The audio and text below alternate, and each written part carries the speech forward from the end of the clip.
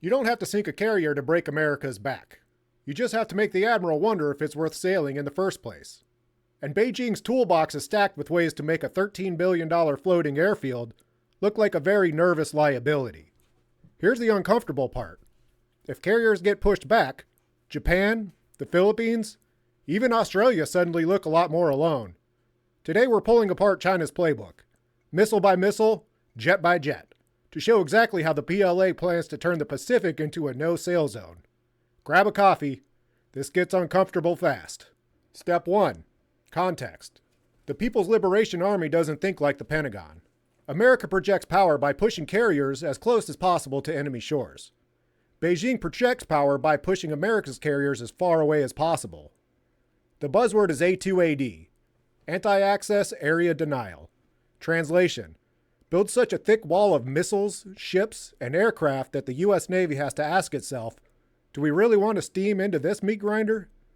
The wall has layers: long-range ballistic missiles, supersonic cruise missiles, stealth aircraft, subs, and enough drones to make your air defense officer weep. And if you think this is theoretical, it isn't. Every single one of these systems has been paraded, tested, or deployed in exercises designed to show the U.S. just how bad a carrier's day could get. Let's start with the stars of Beijing's nightmare toolkit, the ballistic missiles. The DF-21 Delta is infamous as the carrier killer. Think of it like a ballistic missile that comes screaming down from the heavens, but doesn't care about cities. It cares about carriers. Its warhead is designed to maneuver in the terminal phase, dodging interceptors, and slamming into a moving ship. Range roughly 1,000 miles. That means carriers operating anywhere near Taiwan could be under threat.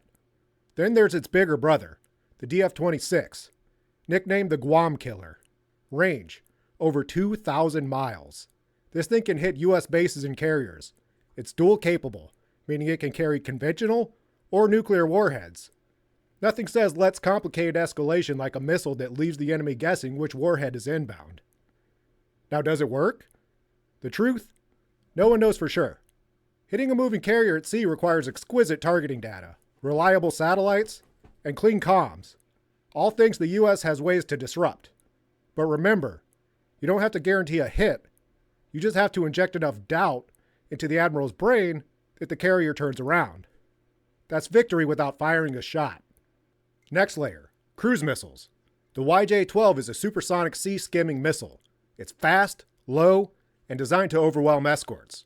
Fire a salvo of these and the carrier's Aegis destroyers have seconds to react. Then there's the newer YJ-21, a quasi-hypersonic anti-ship missile. Fired from the planned surface ships, it has a high ballistic trajectory with hypersonic terminal speed. Translation: it drops in like Thor's hammer. Combine speed, maneuverability, and saturation, and suddenly that $4 billion Aegis destroyer screen looks like it's trying to swat bullets with a tennis racket. The tactic isn't subtle. It's numbers. Throw 20 missiles at a formation, maybe 5 leak through. 1 hit on a carrier is bad. 2 hits is a mission kill. 3, you've just changed the balance of power in the Pacific for a generation.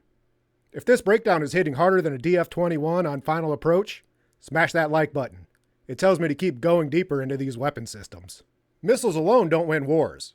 You need the eyes and wings to guide them. Enter the J-20, Mighty Dragon, China's stealth fighter. Is it an F-22 killer? Probably not. But it doesn't have to be.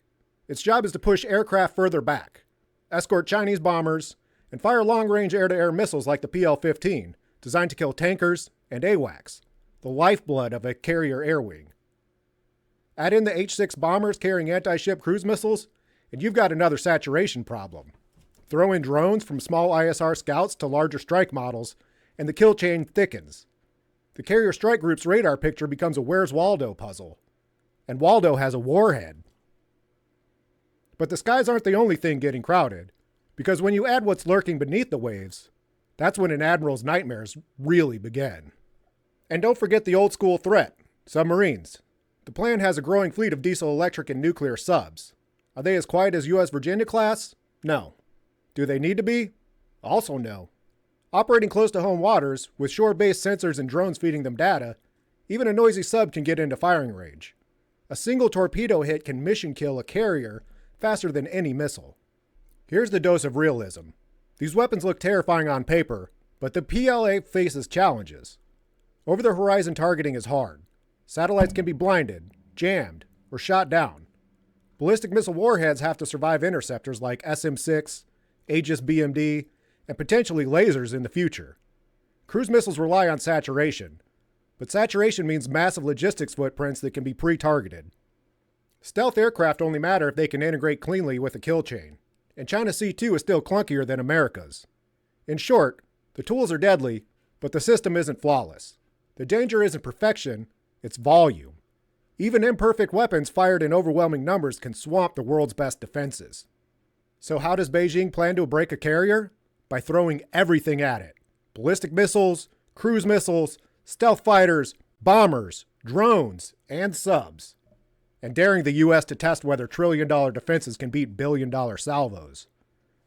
In the Pacific, doubt is the deadliest weapon, because the moment a carrier group hesitates, the deterrent it represents starts to crack. And once that aura of invincibility is gone, it's open season on the Empire's flagship.